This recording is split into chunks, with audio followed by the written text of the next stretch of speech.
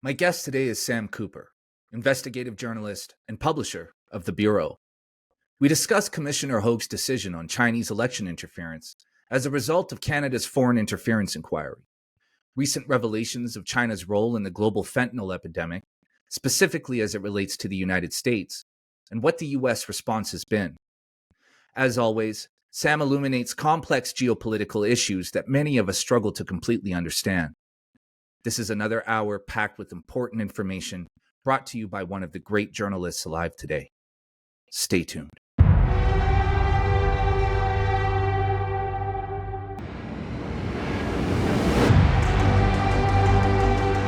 Sam Cooper, we're back again. Another one. It's like every 2 weeks now. I was thinking the other day, I was like, we should just start our own show and like call it something else completely.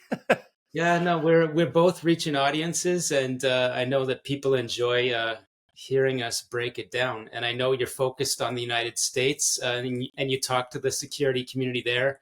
And I'm definitely delving into stories there. And I'll tell you right now, I've talked before about how the Pentagon wanted to hear from me about my findings after I wrote my book. And I hear that some of my new information was briefed in the Pentagon, basically just very recently from a friend in the community. So yeah, I'm focused on the U.S. and so are you. Yeah, isn't that kind of a wild bit of a trip just to know that, your reporting is being taken to the highest levels of the US government? It is, and it really, whenever I think about it, when I'm pondering on my bicycle rides, I think, my reporting experience, as I've told you, of growing into a mature reporter was really being at the heart of a Chinese intelligence and organized crime operation. And as I've said, that led to my maturity as a reporter, my sourcing internationally, and the election interference stories. Yeah, so I guess before we get going, I just want to ask, did you ever imagine when you started tugging at these threads that this would go as far as it has? Um,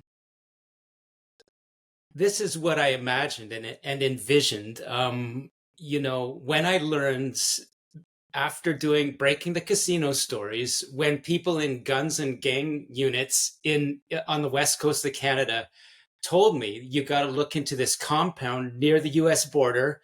There's a PLA guy, and just Chapo Guzman, as I write, type wealth. And I started to unroll that. I knew at that point that it was international, right? Yeah. And so, I've talked about that a lot, and there's ongoing things around, my reporting on that individual. But I think that person and their network in Vancouver and networks in Toronto, as I discovered, are really the hubs of Chinese intelligence and organized crime, which my friends in the DEA call command and control for North America. This is why the US and the DEA Special Operations Division and the Pentagon and the CIA, and Homeland Security are following my work, because I was reporting on this stuff. And, when I came to Ottawa, I knew just from reading stuff that was hard to believe at first, but I proved to be true, that industrialist networks in Ottawa and Montreal, which had made connections with Beijing through our former Prime Minister Jean Chrétien and his family, I knew this was an international story, and Ottawa, Montreal were very important to it. So that's about as far as I could see in my crystal ball back in 2017, 2018. And so the details still shock me, but the wide picture doesn't. Yeah, I bet. So I guess, let's just jump into it. Where we are right now, do you view Canada, or does the US State Department view Canada as being a gateway for all of this Chinese money laundering and organized crime and CCP agents and so on and so forth? Yes, I'll be reporting more on this, but this is literally briefed up into the Pentagon and Department of Defense within the last week. I've got the speaking notes from a former U.S. State Department official from the intelligence community. He refers to my reporting essentially and says Canada has become a forward operating base for the worst threat networks in the world. that combine organized crime and Chinese and Iranian, intelligence networks, and that CCP police stations are essentially part of, this network that is trying to subvert countries and is doing very well in Canada of subverting it, and how it connects, as I've said, Fujian transnational crime, with Chinese intelligence. So all to say, yeah, people in the United States have a deep concern that Canada is being used, and used easily, in China's geopolitical aims, which are getting very close to war. So that's the answer in a nutshell. We've got big problems, and I think more and more, I'm glad to say, partly due to my work, we're going to have officials from the US coming up and meeting in back rooms with people in Ottawa and saying, I think you need to look at this law and this law. Otherwise, expect to be cut out of more of the grown up conversations in the world. So yeah, that's it. Yeah, and that's the real concern, and we've touched on this a few times, but the real concern is that the United States is our major ally. I mean, they're our number one ally. We rely on them for military protection, for a number of things. Trade. Our economy is basically propped up mostly on our trade with the United States. So this has serious implications, and Canada's inability to combat this in any way, or reluctance to, kind of brings into question who our real allies are, and who are we really working with, and what future are we working toward, right? Without a question, I've said it more than once. I think, starting with Pierre Elliott Trudeau, there was sort of a little bit of let's just call it a French Canadian or Eastern Canadian elitist attitude. And, some people could say that they were rightly concerned that the US and Russia were in a Cold War, and maybe they thought they were smarter than everyone and the US was the bad guy there. They were pretty dumb in the long run about that, even though Pierre Elliott Trudeau is a smart person and there's a lot of smart people surrounding him. They got it wrong. And so they tried to, they got in bed with China and thought that this was going to be another really smart negotiating ploy. It would help our trade relations with the United States if we had some bargaining power. They got that wrong. And so now we're at a point where even the dumbest of people in Montreal, Ottawa, and Toronto would have to admit, without the United States, yeah, we're shot, right? We're now getting kind of cut out of, as I say, the adult conversations with our English intelligence legacy allies, the UK, Australia, and that has led to a big decline in Canada's position in world power networks. People recognize it, from Taiwan to Germany to France, everywhere, that we're on the downswing. And so, we're in a position now where, again, I'm glad to say that, at least a piece of my reporting has that geopolitical awareness that now people openly report that Canada has been sleepy and naive and complacent due to, being surrounded by oceans and the United States. And now we're even divided from the United States in the Middle East. So hostile powers like China have already succeeded in weakening Canada's, posture with our most important allies. And I think what, at the end of the day, this election interference story, Chinese espionage, their attempts to have Huawei 5G, their successful taking down of Nortel. At the end of the day, it's all aimed at their goal to be the world leader by 2049, and to separate Canada from the United States is up there as a big goal, because North America is a big target. Yeah. So I want to talk about, you broke a story a few weeks ago about the U.S. State Department's belief that China was purposely importing fentanyl into the United States to destabilize them, in a myriad of ways, right? Can you go into that? What is their belief? What do they think is happening? And what do we have proof that is actually happening?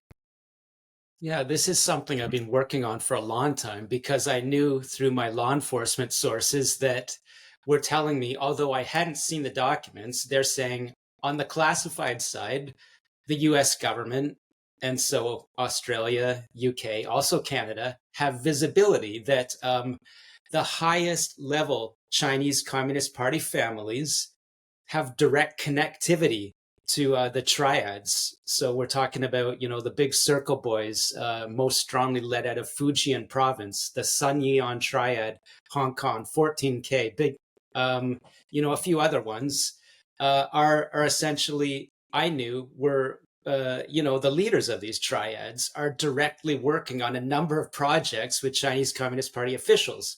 So shocking as that, is to believe for anyone, true. And this works, as I'll report more on, with regards to human trafficking, immigration flows around the world, the corruption of South Pacific Island governments, whole hog, right? These operations are run through triad leaders.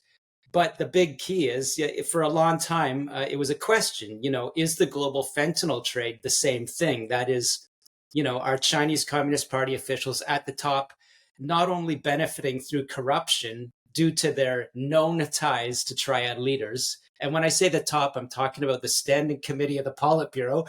So if you look at, the 8 or 10 men at any time that are running China, single-handedly running China, I'm saying, as I'll report more, some of these people, I believe all, but some can be proven to have ties directly to triads, right? Yeah. And if you stop and think about that, what kind of country is that? It's like, why are we dealing, openly? Why are we pursuing trade? That's another story. But the fentanyl, the US government came out, a congressional committee that looks into the CCP did an investigation, and they found that at the highest levels, the Chinese state is incentivizing, essentially paying for international global fentanyl trafficking, as long as these Chinese mafias are dealing it outside of China, right? So they're giving tax rebates, they're funding it. Huge, huge evidence, right? Because this, as William Barr, the former AG, uh, testified before this committee. He said a lot of us, meaning high level US officials, for a long time thought it could be true that China is directing this activity. It couldn't, necessarily be proven, at least in the non classified realm. But now, this evidence shows that at the highest Chinese state level, they're incentivizing, paying for fentanyl dealing. And so there's a lot more to it, including, the connections of Mexican cartels to these Chinese triads and Chinese officials, and how they're flooding fentanyl, across the southern border as well as through Vancouver. But, that didn't come up so much in the committee hearings. But that's the story in a nutshell, with the big point that the committee and William Barr and others said, we believe there's a strategic aim to this. It's making China rich, and it's weakening. Everyone knows the devastating cost of the opioid crisis in North America. About 100,000 died in the United States last year. So now we have US government senior officials saying, we believe China wants that to happen. It's a warlike activity. In a nutshell, that's it. It's a warlike activity. Yeah, and that's the key there, right? Is that there's obvious, profit motive there because fentanyl is a wildly profitable drug. But is it safe to say that their goals extend far beyond that and are even more, like the destabilization and the subversion aspect of it, or even an even higher priority? In terms of, using international Chinese mafias to target governments, especially, weaker governments. And unfortunately, Canada, I believe, is now falling into that, South Pacific Island zone where China is trying to tune, as, one of my Pentagon friends said, tune their operations of how far can they bring countries like Canada or countries like Palau or, some of these other South Pacific islands. African nations into the orbit of Beijing through using illicit financial channels, both to fund, election interference operations, to boost Chinese trade, which is their goal, of course. To take down the United States, they would have to have an equal or greater economy, and to use money laundering methods and fentanyl and underground casinos to destabilize these other countries with illicit economy. And so what that really ends up being, in a simple way, is through diaspora communities, they support organized crime leaders around the world to bully those communities and serve as proxies, and to try to wield political influence in other countries.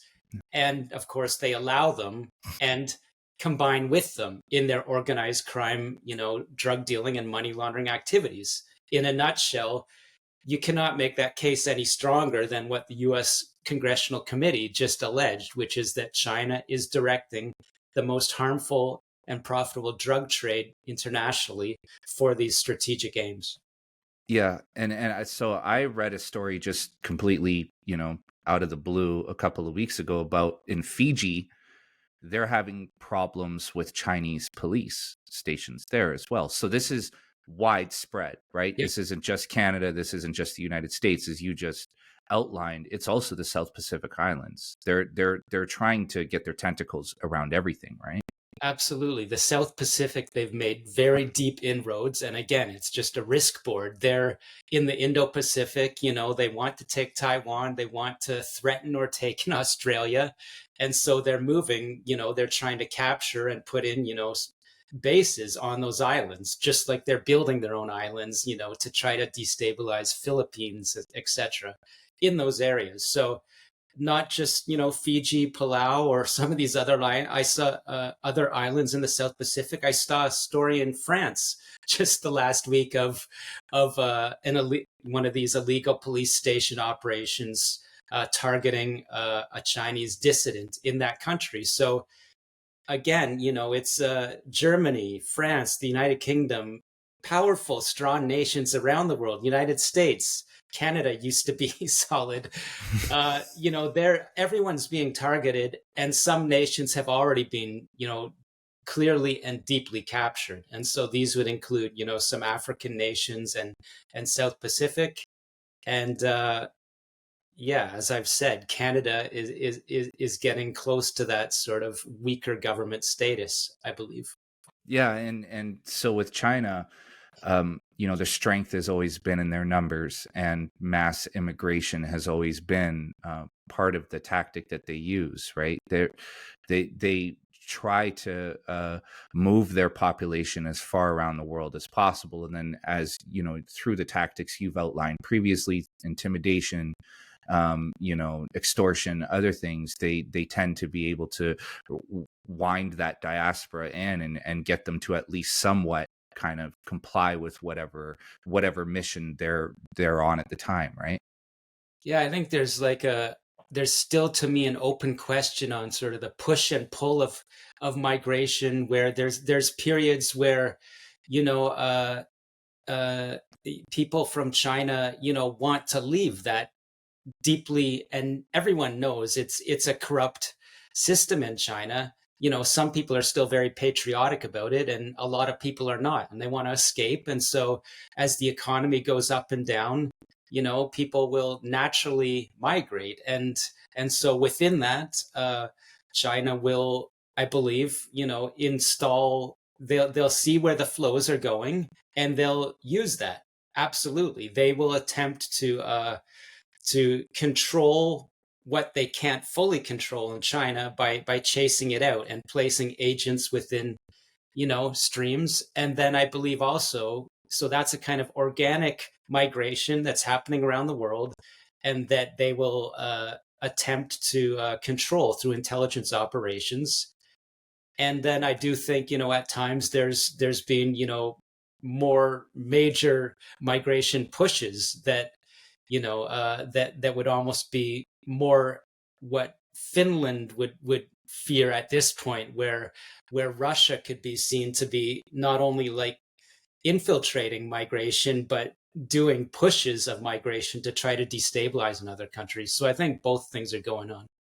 Yeah, and that's terrifying stuff because it's global, and it seems like a two-pronged uh, uh, issue that we're dealing with, right? It's not just China; it's Russia kind of backing it up and doing their part too. So we have it coming from both angles. Now, it's funny. I wrote a post on X last week. There was a girl who had been arrested at one of the pro-Palestine protests at UCLA, and they unmasked her, and she was Chinese. And I said, it'd be interesting to know what her political affiliations are.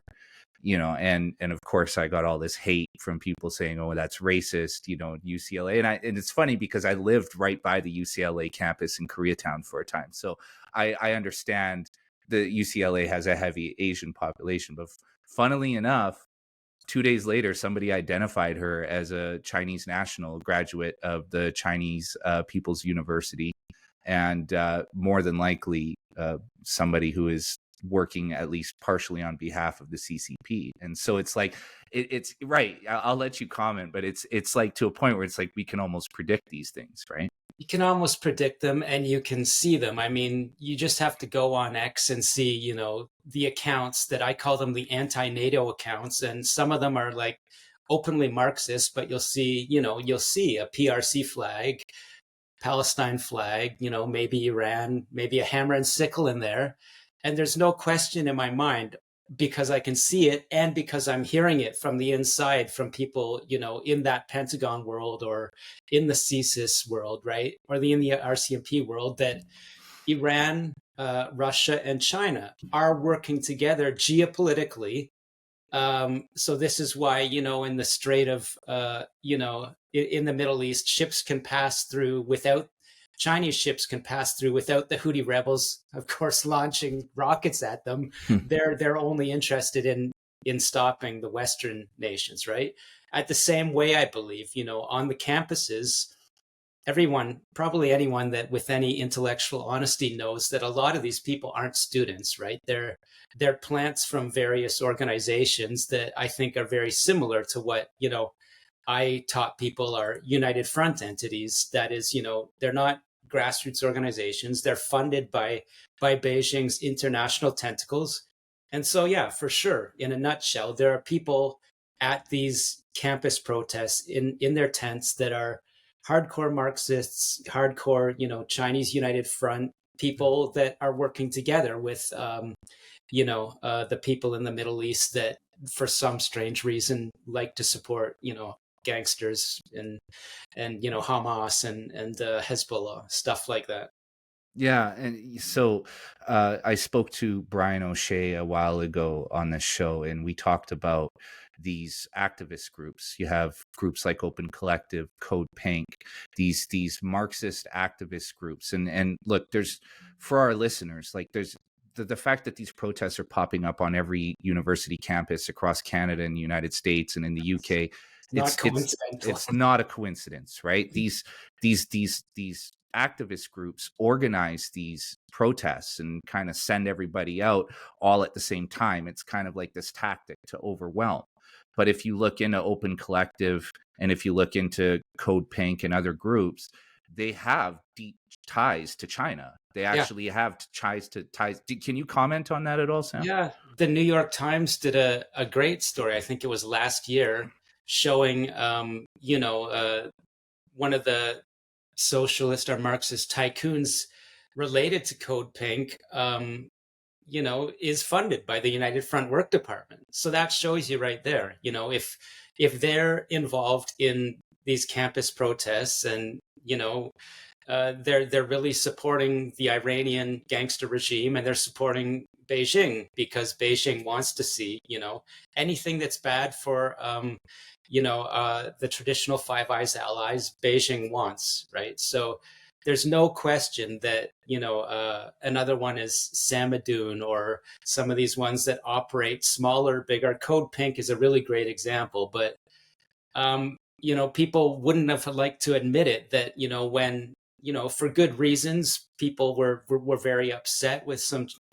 police brutality in the United States and how that impacted, right, the African American community. But very clearly in my mind and to others on the inside, unfortunately, like think Black Lives Matter and various of these groups that were involved did have, I think, that hardcore Marxist organization behind them. So there's big problems there when you see, these protests go over the top. I think you can absolutely, you can take it to the bank that there's foreign states that, if you really dig down, and you don't have to dig too far these days, are involved. Yeah. And, so interesting that you brought up Black Lives Matter, because I've always kind of used them as an example of this, because I think both you and I, as conscientious individuals, can recognize that there have been some racial injustices that have occurred over the years in the United States, in Canada, and other Western nations, right? And so Black Lives Matter, just in name, is something that we can all agree with, right? Because Black lives do matter. Everybody's life matters. And so what these groups are is they're created with the intent of drawing from that empathy, right? Or sympathy, just depending on who you are. And the name itself, we all agree with. Yeah, Black lives do matter. But when you look at who they are, what's funding them, and what their core tenets are, then you realize, oh, this isn't Black Lives Matter. This is a neo-Marxist group that is, looking to completely subvert and destroy the fabric of our society, right? Yeah, I mean, and we don't have to just focus on them. There's lots of groups, but absolutely, Russia, Iran, China will recognize, existing existing social equity issues, which I believe and argue we all should care about. We in North America should be working on having the most equitable and cohesive society possible, because we're the best. We should be, the best and freest, most profitable countries in the world. And to have everyone happy with their lives is great. We need that. We got to work on that. But those foreign states and intelligence agencies will get into, when there is a justifiable or a good protest, and infiltrate. And I'll bring it back to Canada and China with a very current example. The Hogue Commission pointed to a riding in British Columbia where Kenny Chiu lost his seat because I believe Commissioner Hogue all but said that in her comments after this report that I know our listeners now know of was released. She said, I can't be sure, but it's very possible in my mind that Commissioner Hogue said this, that a riding was won by a Liberal candidate and lost by Kenny Chiu. She's pointing to the disinformation attacks through WeChat against Mr. Chiu, a Hong Kong native, a great Canadian, an Asian man called an anti-Asian because he suggested a foreign registry. And so where I'm going with this is it didn't really come out in the Hogue Commission, but I know they know about it. Kenny Chiu was because of his bill, he was not only attacked on WeChat, but his opponent, Liberal candidate Parm Bains, was interviewed by individuals that I'm saying I know are Chinese intelligence plants who started an alleged anti-racism, society to counter my reporting back in 2020. They asked Parm Bains, what Kenny Chiu's proposing this registry. What do you think about it? And Parm Bains dutifully answered, I think this is, we don't need that. To paraphrase his words, people can go to the YouTube video or if we want to take him there in a link. And he said, this looks, xenophobic or anti-Asian. I'm not for that. What happens within days? This is during, the election period or days before in September 2021. This very same magazine that interviews Parm Bains and gets him gets him on the record saying, I'm against the registry. Now they run an ad for him days later. And peak level, I'm saying the leaders of Beijing's United Front Work Department are out there now campaigning with Parm Bains, the Liberal candidate. So Kenny Chu is attacked because he suggests the registry. They get Parm Baines on the record saying he's against the registry because it's racist. And then the team, I'm saying the heavily funded United Front Work Department team, I'm saying the Chinese agents who started a supposed anti-Asian racism sort of fight uh, society targeting my reporting, they're now supporting Parm Baines, right?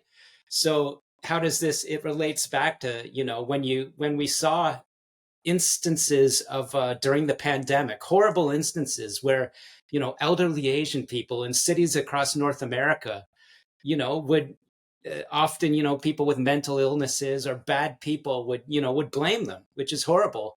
So Chinese intelligence recognized that, jumped on it, and they then used that kind of, narrative in Canada. They rolled that into their attacks on Aaron O'Toole, the Conservatives, and Kenny Chu. And then they fund, I'm saying, and support the liberal opposition who's out there saying the same messages as Chinese intelligence. It's you see, I think the way that they do this and the way that they went, and beautiful segue, by the way. I was wondering how we were going to move back toward this, and you did it. That's why I pointed at you. I was like, there it is. Thanks, Sam. You should be doing my job. I think we always think of politics as being federal. We always think about the big picture. But where China, I think, is beating us is that they're not just influencing the big picture. They understand that if you can influence it on the local level, then you can influence the big picture. And that's the part that we're missing, right? We're not involved enough in our local politics to catch this stuff and see it happening, right? That's absolutely true. I'm hearing this from my Chinese and Hong Kong and Taiwanese diaspora sources in Canada. They're saying, even while we focus on Beijing's election interference due to my reporting and the Hogue Commission, which confirmed all of my reporting, they're saying Beijing's United Front networks are already years ahead. They're putting out candidates on all sides. They're trying to, they're looking at the 2025 election. They want to field candidates that are very professional and that, aren't out there talking about, China number one, or, like, let's get Huawei in Canada. These candidates across Canada will be focused on hyper local issues.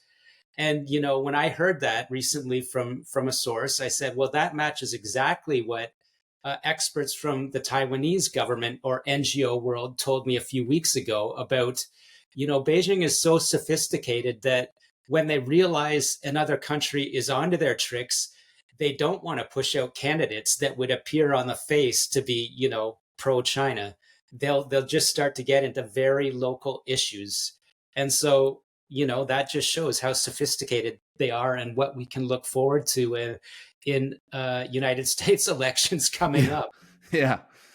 And so I want to talk about the Hogue, Commissioner Hogue's decision on the foreign interference inquiry, because you and I spoke about this briefly, and I think you and I both kind of agree here. So can you talk about what the decision was and, what it reflects just in terms of perspective? Yeah, I've got a lot of thoughts about it. I'm still sorting it in my mind, but just for, your viewers and listeners, in a nutshell, the headline is the Liberal government put out, a so-called special rapporteur to do a so-called independent review of the media reporting on Chinese interference. And that reporter, David Johnston, who's directly connected to Justin Trudeau, directly connected to Confucius Institutes, etc., came out and basically said nothing to see here, and basically said a lot of the reporting is wrong. The Hogue report, I was pleased that they essentially, none other than the Globe and Mail, Canada's newspaper of record, came out and said the Hogue Commission makes David Johnston's report into a cover-up, right? Because Hogue came out and said there was interference in 2019 and 21. If Canada doesn't address this interference, we run the deep risk of our democracy unraveling, because politicians will start to have their positions or their messages adhering to foreign states that are trying to influence them. So, in a nutshell, it's kind of a mixed bag of a report, because it finds Canada's in deep trouble. Houston, we've got a problem in Canada. She said our electoral process was stained. And yet she said, she only pointed to a few ridings where the commission had deep concerns, right? So in Toronto, we've talked about, in Vancouver in 2019 and 21. So I'm saying, it's kind of a have your cake and eat it too report. It's saying there's a deep problem, but it didn't point towards, the Liberal Party. As I've said, the evidence is the Liberal Party didn't do anything for years. They didn't put in a foreign registry, even though they were recommended to do so, because they were benefiting from Chinese interference. They didn't want to get attacked, like Kenny Chu got attacked for suggesting a registry. So I'm saying, the evidence is there for Hogue. She could have made the case that the Liberals did turn a blind eye. Essentially, she didn't come out and say that. She only pointed to a few ridings of concern. She said the problem will get worse. So I credit her for that. I mean, at a high level, it shows me they understood. But, my information is China targeted 40 to 50 ridings in the past election, right? So for our United States listeners, imagine if, over 10% of, your local elections in any big contest are targeted by China or Russia. That's huge. That's a deep problem. So I'm saying the report that the problem of China goes much deeper than the Hogue report lets on. And yet, for people looking for accountability for Justin Trudeau and the Liberal Party, while Hogue doesn't point a finger at them and say, they were clearly covering this up and benefiting, it does lay out a trail of, I believe, explosive evidence, with regards to how the Trudeau administration responded to CSIS reporting, or with regards to this rioting out in BC that I read something that no one noticed, that Trudeau's, high level office aide failed to give Trudeau, a CSIS warning, referring to this very same Kenny Chu riding, I believe. Wow. And I mean, the whole thing is just so, I don't have the expertise that you have. I'm an outside spectator. And even from my perspective, I rely a lot on your reporting to kind of translate a lot of this for me. But even just based on like what I can surmise from it all, I just feel like I feel like her decision is a half measure. Do you feel the same way? I have complex thoughts on that. A few things. It is a half measure in a way. And the way I've thought about this, as I say, it's kind of a cake and eat it too. If you think about it, it's phenomenal and extraordinary that our prime minister was put on the stand and admitted, he was warned about of very serious allegations regarding his candidate in Toronto, and he didn't do anything, and he hasn't done anything since. And Hogue questioned him about that. And so I think, as I've said before, I believe the evidence was there that even just based on what the Hogue Commission was looking at, which is essentially just what I've reported, in the past, not what I've been reporting in the past year, which are some bombshells. They confirmed what I reported in the past with Global News was true. They confirmed interference occurred. And yet, as I say, they didn't point the finger at Justin Trudeau. And I think that's due to, look, whether we like Mr. Trudeau or not, he's still our elected prime minister. It's our parliamentary system, which was on the stand. And so you could see it, I believe, in the tone of the lawyers. They've got serious questions, but they need to be and wanted to be very respectful to our prime minister. And, Hogue was too. And Snow, I think it's kind of like, if we say half measures, it's sort of a necessary part of a hearing like this. They want to be very careful not to add to undermining confidence in our democracy. Right. Right. So, and that even came out in the report. So I have some consideration for a judge and for some lawyers that say, look, if we're going if we are going to say, in a fantasy world, if they were going to say Justin Trudeau is compromised and he turned a blind eye, you know, they would have to feel like they could prove that with evidence in court. And so I'll give them the benefit of the doubt that, you know, they told Canadians, look, we got a freaking big problem, but they didn't go as far as to say, you know, this person isn't legitimate, or, you know, and so as everyone, that even the Conservative Party says, hey, look, we think there was a lot more impact on ridings than Hogue does. But the Conservative Party will not say they should have won the past two elections. They too say, look, the Liberal Party won fair and square. So that's the balance I think they were trying to strike. And let's not forget, there's a second phase coming up in which Hogue she came out and said, another big thing for me, she said, we've confirmed that there's financing of candidates and there's disinformation attacks against others, and we need to find out more in the second phase. So she even said some of her high level conclusions could change, although she doesn't think they will. So myself, you know, how do I respond to that? Look, I've got more stories to report that I believe will be useful to the Hogue Commission lawyers.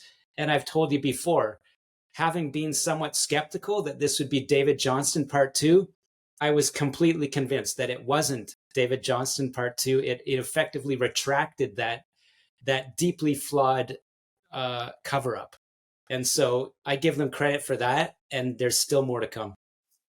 I guess my main concern is just that somewhere along the line, it feels often, especially within Canada, because we have a certain modicum of respect for each other, or an outward appearance that we're expected to maintain, that the truth gets lost in niceties at times, right? And that I understand the want or the need to be very careful with the language so that we don't undermine our own democracy, or just make accusations that really can't be proven with sufficient evidence, right?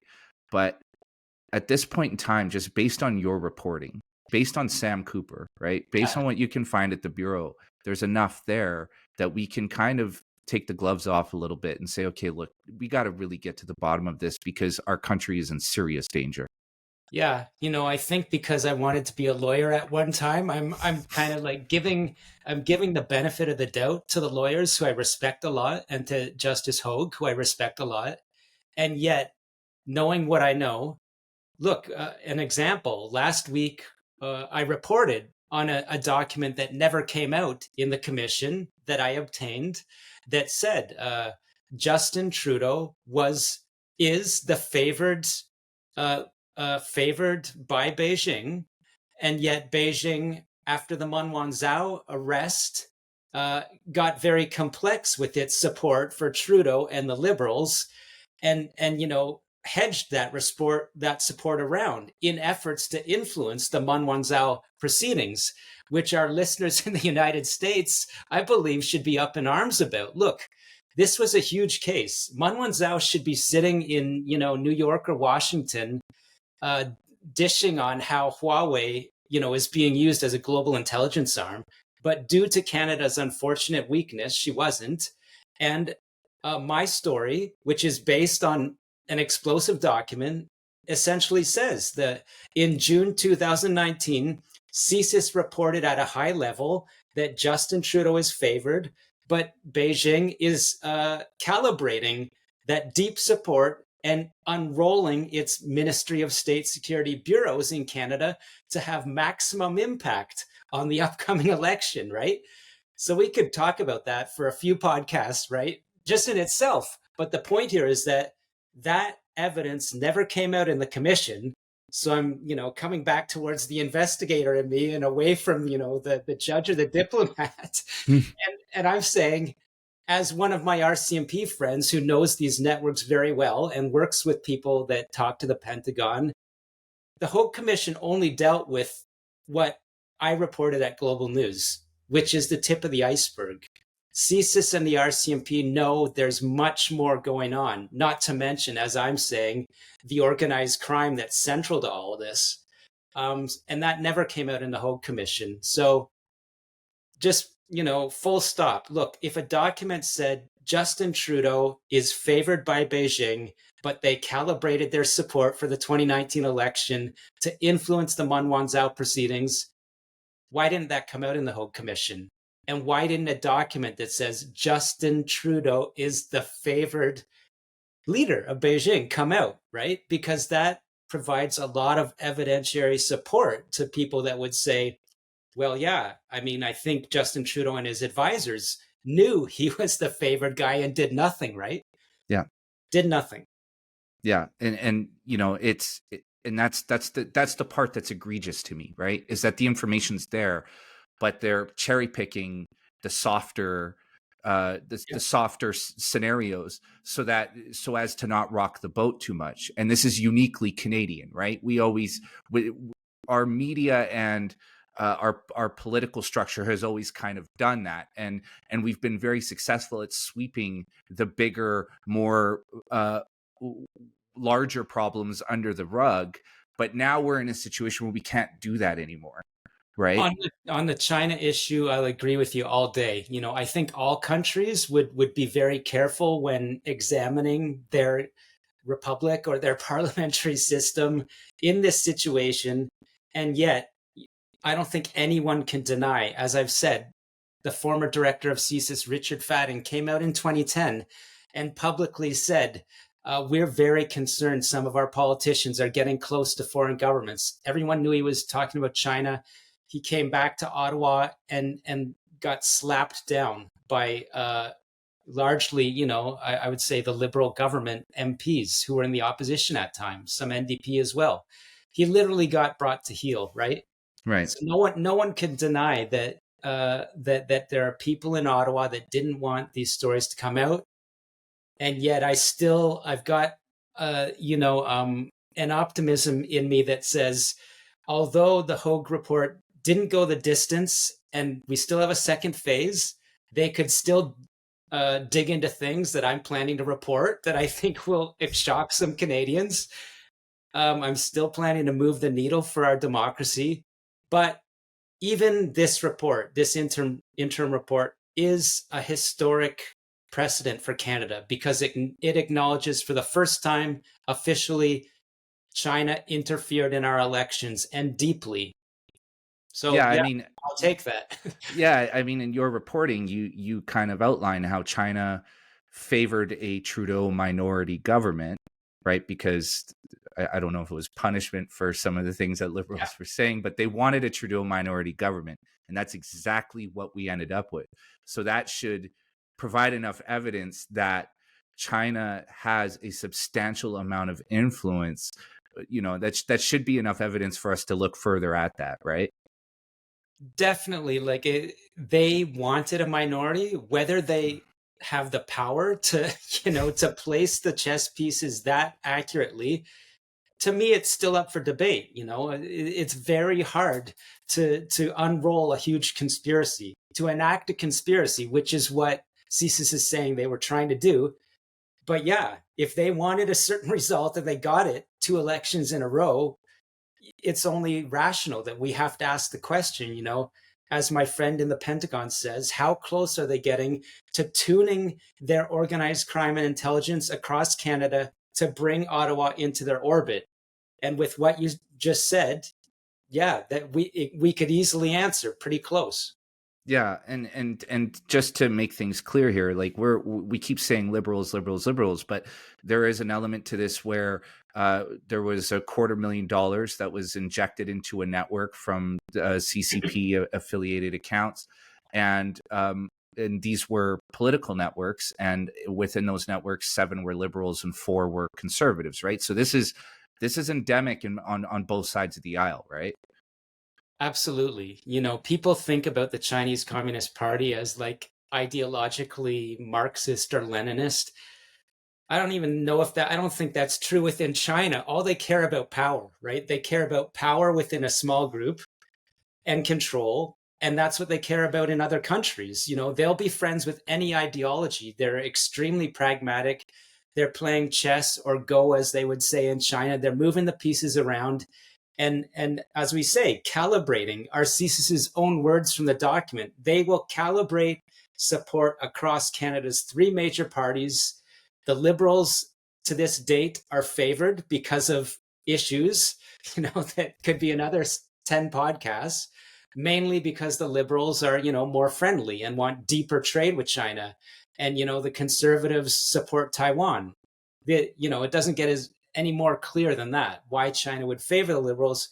But yes, they're moving those tentacles around on local issues, as we've said, on international issues, on national issues, and party wide. Absolutely. So I always, whenever we talk, you stress it and I stress it. At the end of the day, this isn't all about partisanship. Even if one party has been favored, that can change. And on a local issue, it does change. Yeah, and just historical reference here.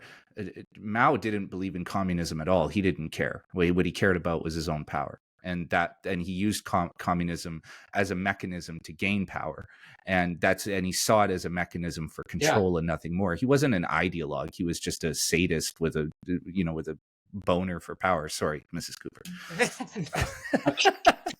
No, he overturned elites, right? He overturned elites and put the political elite of the communists in power, and that remains to this day.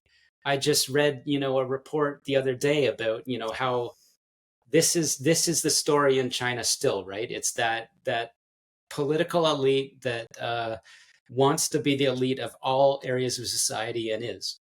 Yeah. So, Sam, I know we got to wrap up here in a minute. Final question. What should we be looking for in this second leg of the inquiry here? A big one is, how did the government handle information when it was presented to them? So for people looking for some accountability from Mr. Trudeau and his senior political and bureaucratic officials, this could be the chance to dig deeper into that evidence about, okay, you were presented with a report about serious allegations in a Toronto riding. You didn't do anything. You didn't look further into it. And that CSIS's high-level politically explosive intelligence was changed at least 3 times, as I've reported, right? So that why is the big question, could come up again. A warrant on a politically connected Canadian that the public safety minister, Bill Blair, allegedly sat on for 4 months, although he denies it, the Globe and Mail reported it. I had the same exact information before the Globe and Mail did.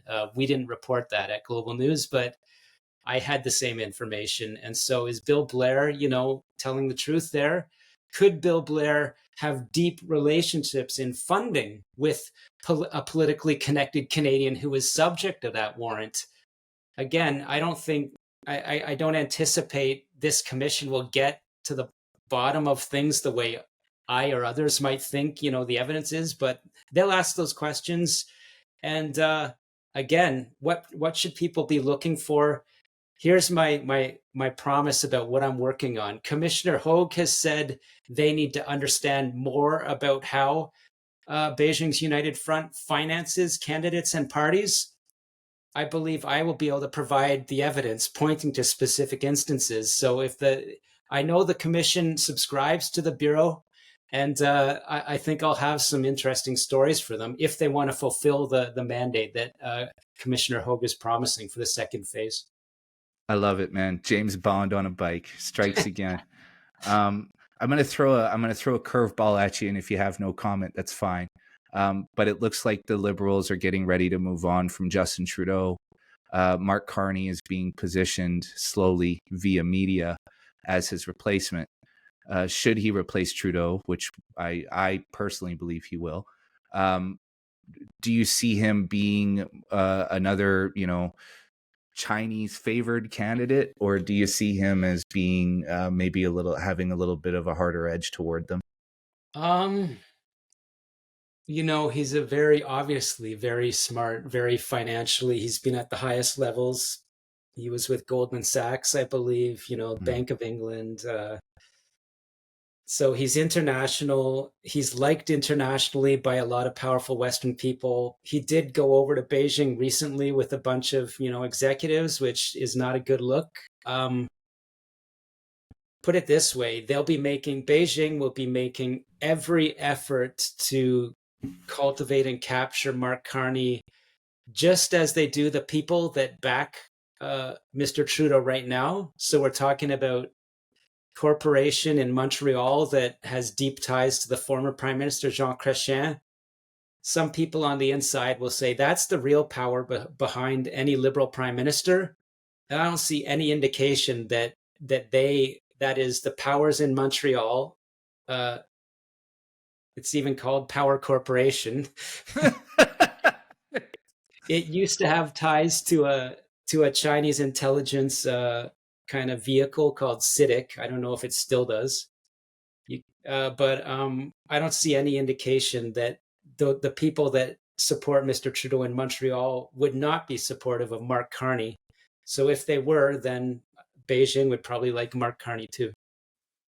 Yeah, I think you're right. And, Sam, one of these days, I would really like for us to sit down and actually go over the history of all this because, you cover it a lot in your writing, you cover it a lot in Willful Blindness, but I would like to have that discussion, talk about how Power Court and Jean Chrétien and all these powerful, Laurentian elites kind of come into play here, because it's a much wider playing field than I think most people know. And most people look at Justin Trudeau as being a Chinese asset and don't realize that he's being controlled by a number of people on the outside as well, right? Yeah, I'd love to have. I mean, that could be a few episodes. And, just to put a point on it, when I talked about this story that says that Justin Trudeau is, favored by Beijing, but they kind of calibrated their support for the 2019 election, that very same CSIS high-level report, which didn't come up in the Hogue Commission, says Beijing targets Canadian business persons who have direct access to senior Canadian elected officials in order to try to influence the MUN proceedings. So if you apply that to the MUN case, that's the model, right? Mm-hmm. It's not just the politician up there, on Parliament Hill. It's the industrialist behind them. And this is what that report is indicating to me. And others, John Manthorpe or Terry Glevin, a lot of people understand this. And I think there's a lot more concrete stories that need to come out about how these relationships work. Well, you know what, Sam? We'll hang around for 10 seconds as always. We'll book some time to do that because I would really like to go deep on that, because I think that's a big part of the story that people are missing. They don't understand the layers and layers and layers of people involved here. Like, this isn't just some doofus, in the PMO, and that's me saying it, not Sam. It's not just some doofus with nice hair, who's been bought and paid for by China. There are so many players and peoples and industries involved in this, and he's just one pawn on a giant chessboard, and that's really all he is, right? This is the exact same thing I've heard from people on the inside. And when I say the inside, I'm talking about CSIS or the RCMP. So yeah, what you said there is exactly what our security and intelligence people know. Yeah. Yeah. And thanks for all the people who fill my inbox every week telling me I'm a Fed. You just kind of added a little bit more fuel to that fire. Sam, can you tell everybody where they can find you? Yeah. Go to the bureau.news. Go quickly. You're going to see some big stories that talk about the types of stuff that we've been discussing over the past 30 minutes to an hour. Yeah, and you can go to Twitter as well at Scooper Cooper, where I, point to my stories and do a little bit more broad and broad commentary sometimes. Well, I say this every time, and I'll say it again. Sam, I'm your biggest supporter. I love you so much, and I love everything that you do and everything that you represent. It's an honor to host you, man. It's just an honor to have these conversations, and I honestly, I really believe that when the history books are written, your name's going to be in it. So, yeah, Yeah, you make me blush, but I'm trying. I'm trying. So I yeah, appreciate that you and a lot of people are getting that I'm trying. yeah. Oh, dude, you're doing more than trying. You're changing the face of our country little by little, right? And I like to believe you're out there somewhere in Ottawa, ripping around on your bike, just making shit happen. You can bet on it. You can bet on it. I'm out there every day. All right, my brother. We'll hang around for a couple seconds after. We'll book some time to talk again. But for now, thank you so much, man. I really, really appreciate it. Yeah, thank you.